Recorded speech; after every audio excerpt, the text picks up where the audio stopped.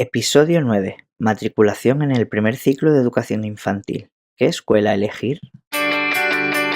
Te doy la bienvenida a Educa sin rodeos, un podcast dirigido a familias y a profesionales del sector donde hablaremos sobre educación de una manera clara y directa.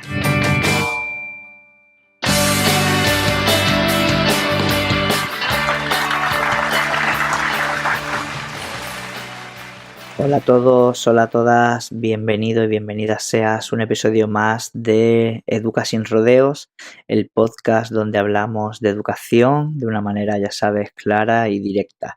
Antes de empezar a entrar en la materia en sí, quiero agradecer a todas esas personas que a partir de esta semana que entra, los días 9, 10 y 11 de abril, que me van a acompañar en los talleres de formación que vamos a hacer para las familias, donde hablaremos de las rabietas de este periodo, ya sabes, de los niños y de las niñas a partir de los 2-3 años, y que lo haremos gracias a la colaboración de la Universidad de Cádiz dentro de su programa de apoyo familiar. Y es que habéis sido más de 250 personas las que ahora mismo están inscritas para estos 6 talleres que tendrán lugar en los campus de Cádiz, de Jerez y de Algeciras. Así que nada, muchas gracias y que nos vamos a ver esta semana.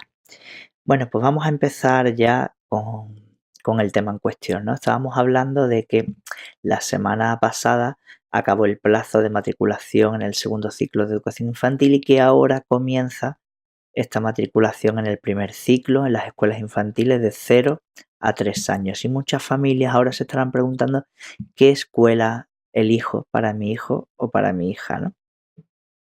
Ya adelanté yo que la semana pasada que bueno, en mi caso, en mi entorno, en el caso del segundo ciclo de educación infantil hay poca variación entre un cole y otro.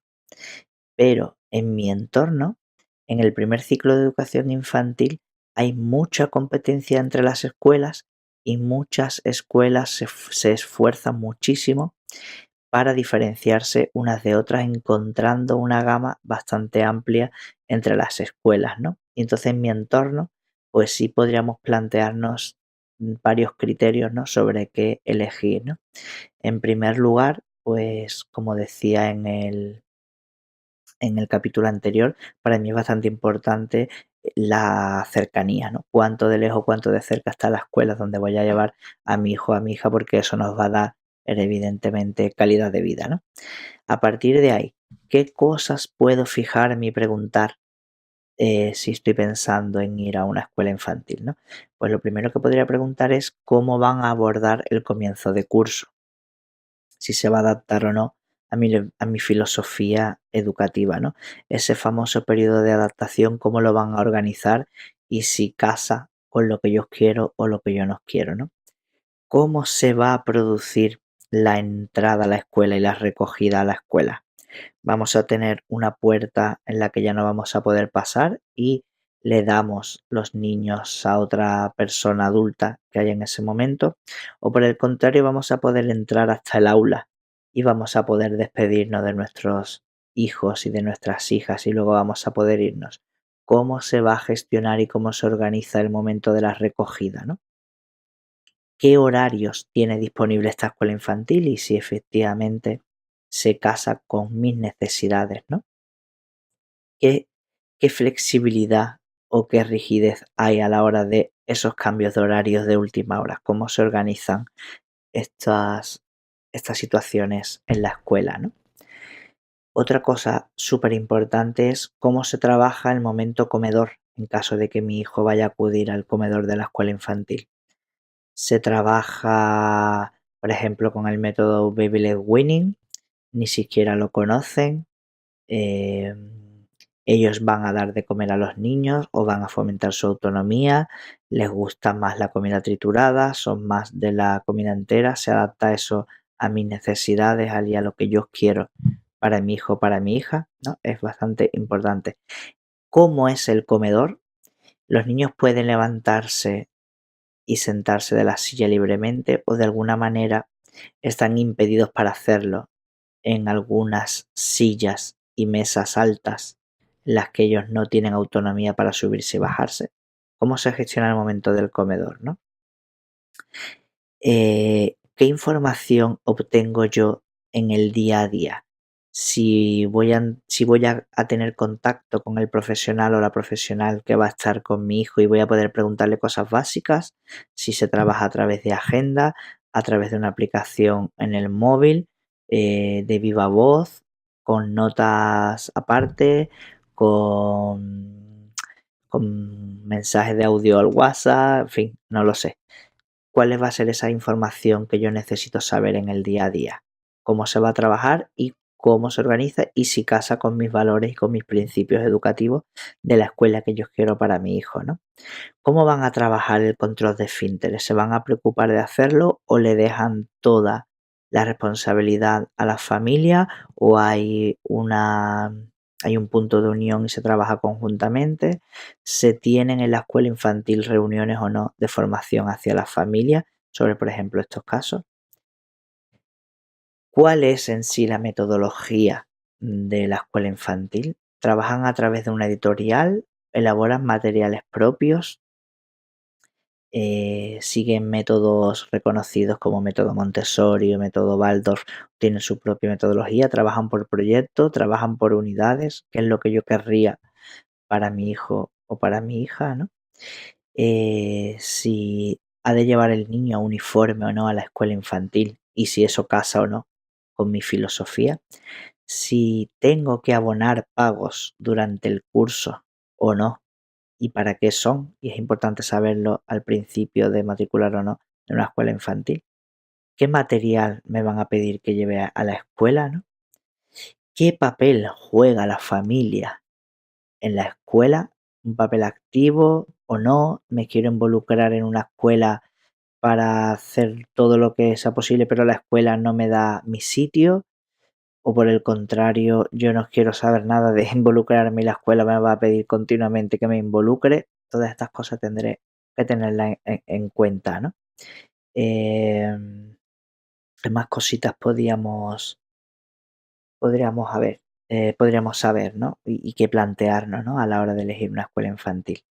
¿Tiene a su disposición las familias en la escuela infantil alguna opción de tutorías con los maestros y las maestras que van a estar con mi hijo o con mi hija? Vamos a poder sentarnos, vamos a poder reunirnos, voy a saber cuál es su marcha en la escuela, cómo va, qué va haciendo bien, qué no va haciendo tan bien, qué cosas puedo trabajar en casa.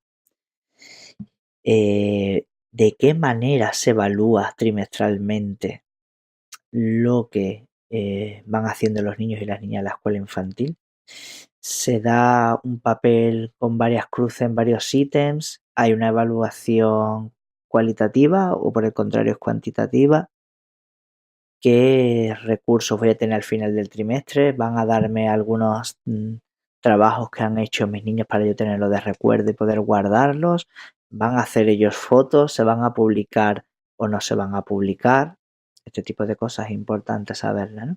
Y también, evidentemente, por supuesto, qué precio tiene la escuela infantil, si existen algún tipo de bonificaciones, descuentos, si están adheridas a alguna comunidad autónoma o tenemos posibilidad de algunas bonificaciones, descuento en función de las rentas, o si son privadas, o si son concertadas, si son públicas. Bueno, he lanzado muchísimas cuestiones que pensándolo ahora también podríamos haberla lanzado el episodio anterior de la semana pasada. Pero la desgracia es que en mi entorno no hay segundos ciclos de infantil tan diferentes en el que yo pueda hilar tanto con muchas metodologías, con muchas diferencias, con tantas cosas donde fijarme, sino que por desgracia hay como bastante similitud entre los coles, ¿no? Y si las tienen no han sabido venderlas anteriormente. Pues bueno, esto ha sido una pequeña reflexión que te hago. Si estás buscando escuela infantil, si quieres plantearte sobre qué criterios evaluar la posibilidad de que tu hijo esté o no esté en la escuela infantil. Y bueno, cuéntame como siempre qué te parece en los comentarios si tienes estos mismos criterios, si no te lo habías planteado, si tienes algunos más de los que no hayamos hablado, si puedes aportarnos algo que no conozcamos y puedas ayudar así a otras familias, estaremos encantados y encantadas de recibir esos comentarios. Así que, bueno, muchas gracias. Terminamos el episodio de hoy. Muchas gracias de verdad por escucharme. Mi nombre es Javier González, soy maestro de educación infantil, psicopedagogo y fundador de la asociación AEFAM,